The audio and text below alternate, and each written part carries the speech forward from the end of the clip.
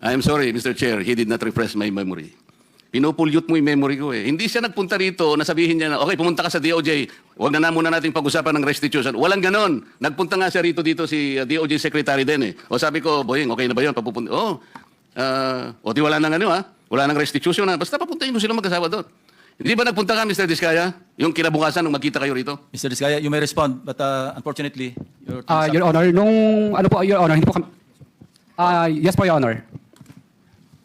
Yeah, Sige. proceed. Kasi tapos na yung time ni Oh. Senator Marcoleta. Yes po, Your Honor. Opo. Hindi, Okay. ipaliwanag mo. Bali po, Your Honor, kasi po di pa po nagsalita po yung misis ko. Hindi nga, ganito, wala na akong time eh. Pinapunta ka niya ron, kasi nandito kayo, nag-uusap kayo eh. O, kayong dalawang mag-asawa, punta kayo ron ng alas 9. Pumunta kayo, sinabi mo niya, wala nang restitution.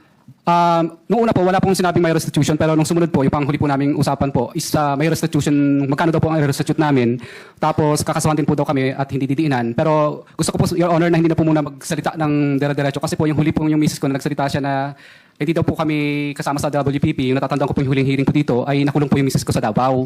Samantalang meron naman po nag-exist na project. Kaya natatakot po ako, Your Honor, na baka pag nagsalita na rin po ako, baka po sa susunod po ako naman po ang makulong. Kaya hindi na po ako magsasalita. Mr. Chair. Kanina po ay pinag-uusapan natin ng mga coordinates, Yusek Bisnar, and you started citing 416 cases. Ito yung parang potential flood control ghost projects, di ba?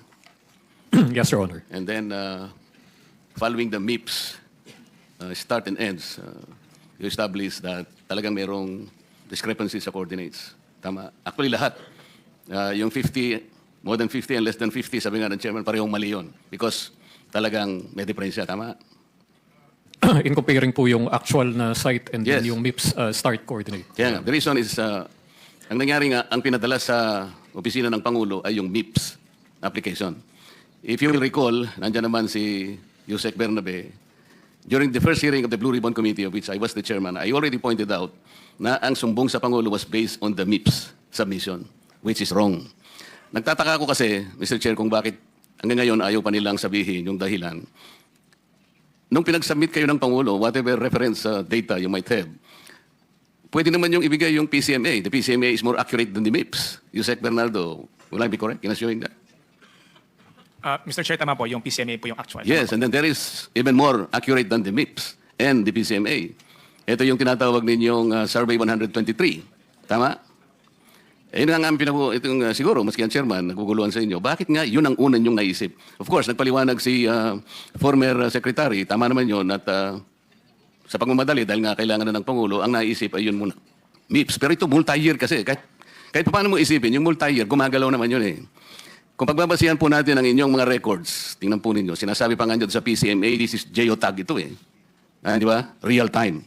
So doon pa lamang sa real time, geotag, dapat yun ang binigay ninyo. So na-lessen sana yung 421. Anyway, sabi ni former secretary, it's mind-boggling na 421 naman. Siguro nga sa karanasan naman niya, baka naman siguro 20 hanggang 50 siguro, baka maniwala sa mga. Pero 421, sabi niya medyo katakataka. Pero, Mr. Secretary, I will refresh your memory. Nung ako pa yung chairman, I was expecting na ang pinag-uusapan natin, wala pa tayong numbers noon eh. But noong mag-deliver ng first privilege speech ang ating chairman, kinuwenta namin lahat, sabi ko, pagka ganito, hindi ko kulangin sa 50 ang potential numbers ng ghost projects. And at that time, you even agreed with me na maaaring ang ganon. Pagkatapos, yung second meeting, naalala ko, Mr. Chair, dalawa lang yung sinabit mo, Yusek, Secretary, na ghost projects ng flood control. Ito nga yung dalawang projects ng SIMS at saka yung Wawaw na nandun sa may Capiz, Taliptip River sa Perez, Bulacan. At yung isa naman ay yung reinforced concrete river wall sa Baliwag, Bulacan. So I was a little bit annoyed. Alam mo naman yun, tinext kita. Sabi ko, this is not our agreement. I was hoping that you will submit to us at least or not less than 50 ghost projects. And then you will remember that because of that text, you texted me back. Tinignan ko uli yun. The date is August 30, 2025.